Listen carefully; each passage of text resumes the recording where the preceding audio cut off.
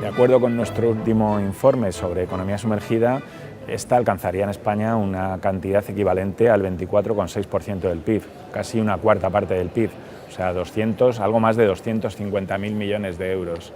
Esta cifra, desde luego, es diferente y es,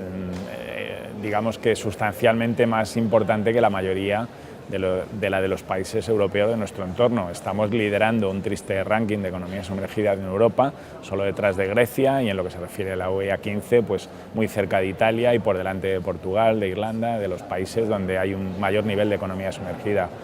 Este diferencial con respecto a países como Alemania, con Francia, como Reino Unido, pues estaría entre 10 y 12 puntos. Esta cifra no solamente es una estimación de gesta, sino que está dentro de la horquilla que manejan la mayoría de los informes que en los últimos meses y años se vienen publicando en relación con este fenómeno, y desde luego ponen de manifiesto que es un fenómeno en el cual los gobiernos deben de tomar medidas eficaces, y tienen que demostrar una voluntad política que hasta ahora tanto este gobierno como los anteriores han demostrado que no han tenido, ¿no?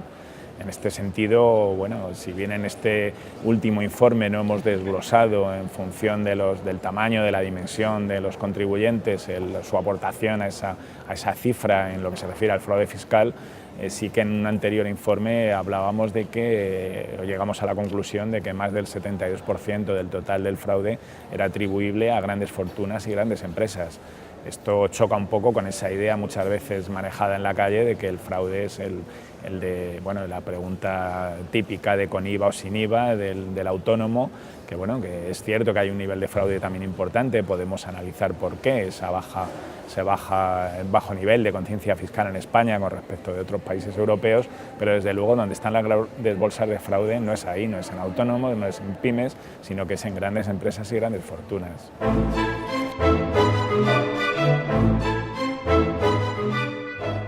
Muchas veces se habla desde luego de este bajo nivel de conciencia fiscal de los españoles y se atribuye a razones a veces hasta geográficas, ¿no? Parece que los países del sur pues, son más tendentes, no se sabe por qué, se dice que por el carácter más pícaro, además. Bueno, esto muy serio no es, la verdad es que hay una relación importante, y desde luego nosotros en nuestro informe destacamos como novedad con respecto a otros informes esta cuestión, y es la vinculación que hay entre ese bajo nivel de conciencia fiscal y la falta de transparencia del país. Los altos niveles de corrupción, tanto de las élites políticas como económicas en este país, han conllevado que el ciudadano a pie de calle pues sea difícil de entender que vaya a pagar sus facturas con IVA o sin IVA, viendo cómo estos niveles de corrupción están en este grado, ¿no? Y recientemente el primer informe sobre corrupción que ha preparado y publicado la Comisión Europea llega a unas conclusiones que desde luego nos ponen detrás de Grecia como el segundo país con mayor nivel, o al menos mayor sensación ciudadana de nivel de corrupción. El 95% de los ciudadanos piensa que en España hay un nivel de corrupción muy alto, frente al 99% en Grecia, y sobre todo frente a la media del 76% a nivel europeo, que es alta,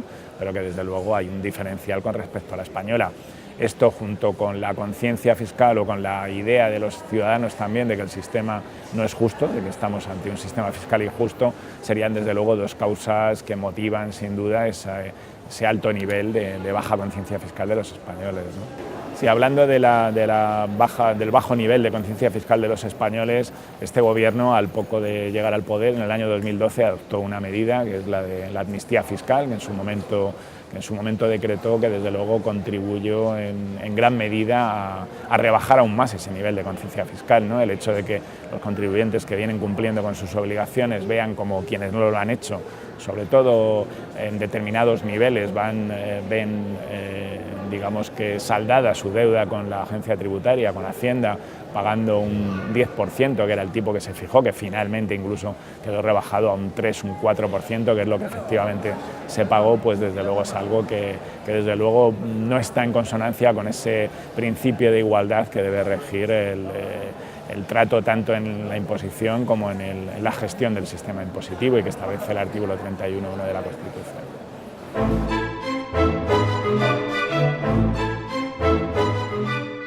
Desde luego, en un momento de crisis como la actual, en el cual se vienen tomando medidas desde mayo del 2010 en relación con la necesaria para este gobierno y el anterior reducción de esta cifra de déficit,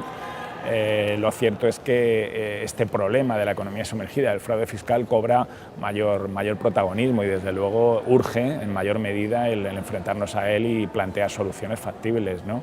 Es cierto que esta situación de crisis, esa necesidad como consecuencia de los compromisos con la Unión Europea de reducir el nivel de déficit, está llevando a estas políticas de austeridad que están recortando pues,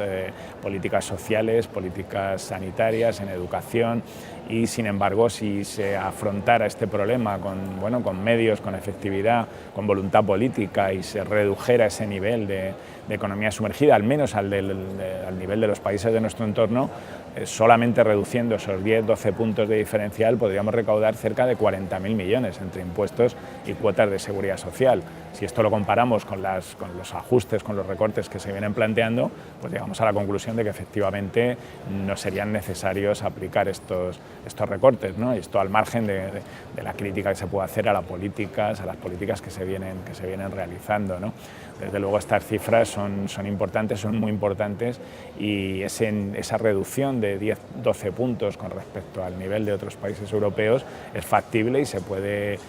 llegar a conseguir esa recaudación a un medio e incluso a un corto plazo, pues tomando medidas que desde luego no se están tomando. Nosotros venimos planteando desde mi organización hace ya años una serie de medidas de las cuales la mayor parte de ellas no se están aplicando y serían muy necesarias, ¿no?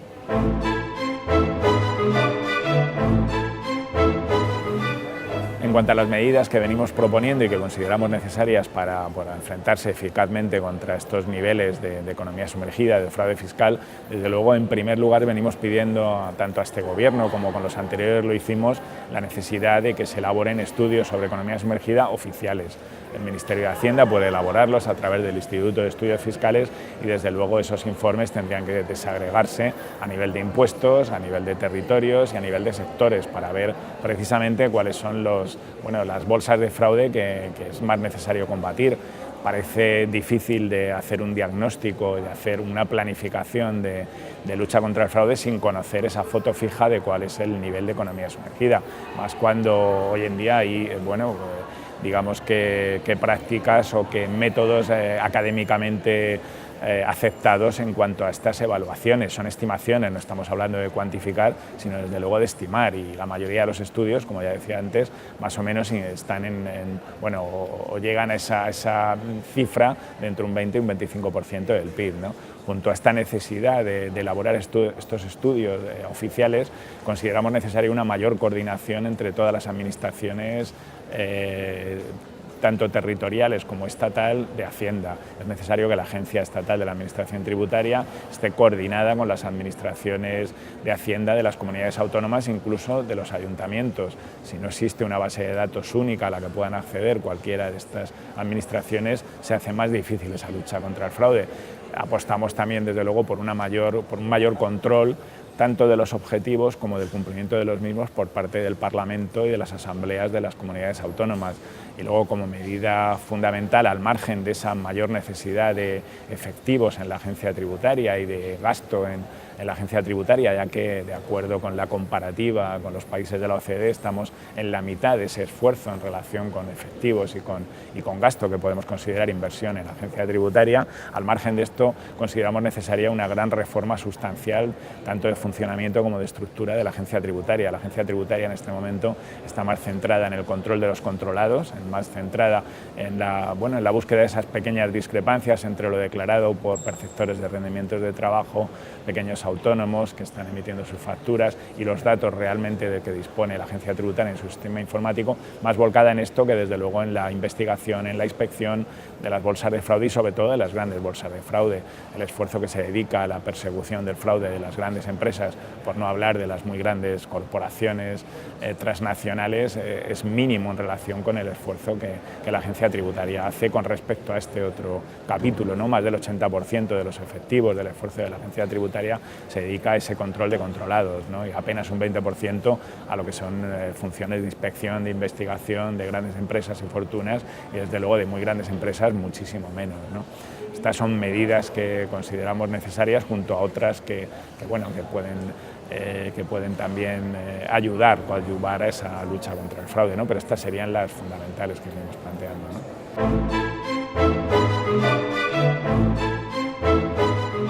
En definitiva, nos enfrentamos con un problema de falta de voluntad política por parte de este gobierno y de los anteriores, que sí que insisten en los últimos años en reconocer de alguna manera el problema de este gran nivel de economía sumergida, de fraude fiscal, pero que no adoptan las medidas finalmente necesarias para luchar contra ello.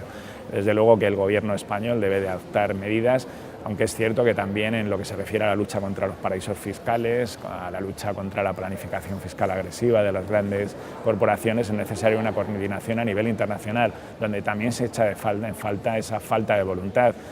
Vemos como la Unión Europea toma medidas o hace tomar medidas a los países en relación con la austeridad en muy poco tiempo, mientras que todas las medidas relativas a la lucha contra paraísos fiscales, esa búsqueda de que las grandes transnacionales acaben tributando en los países en los que efectivamente produce su beneficio, son medidas que se van demorando en el tiempo y que nunca terminan de cuajar, ¿no?